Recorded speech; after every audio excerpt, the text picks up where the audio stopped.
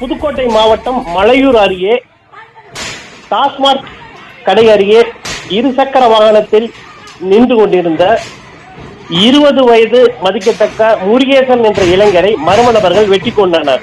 புதுக்கோட்டை மாவட்டம் மலையூர் பிள்ளையார் கோவில் தெருவைச் சேர்ந்த முருகேசன் என்ற இளைஞர் மலையூர் டாஸ்மாக் மதுபான கடை அருகே இருசக்கர வாகனத்தில் நின்ற பொழுது அடையாளம் தெரியாத மர்ம நபர்கள் வெட்டியதில் அவர் படுகாயமடைந்த நிலையில் மலையூர் ஆரம்ப சுகாதார நிலையத்திற்கு கொண்டு சென்ற நிலையில் அவர் உயிரிழந்து விட்டதாக மருத்துவர்கள் தெரிவித்ததை தொடர்ந்து அவரது உடல் தற்பொழுது புதுக்கோட்டை அரசு மருத்துவக் கல்லூரி மருத்துவமனைக்கு கொண்டு வரப்பட்டுள்ளது.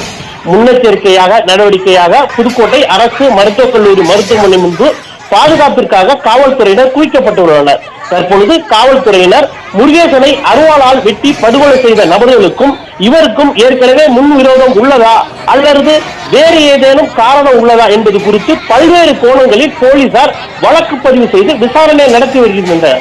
இதனிடையே முருகேசனை படுகொலை செய்த குற்றவாளிகளை உடனடியாக கைது செய்ய வேண்டும் என முருகேசனின் உறவினர்கள் மலையூரில் சாலை மறியலில் ஈடுபட்டதோடு அல்லாமல் டாஸ்மாக் மதுபான கடையும் அடித்து நொறுக்கினர். இதனால் பெரும் பரபரப்பு ஏற்பட்டுள்ளது.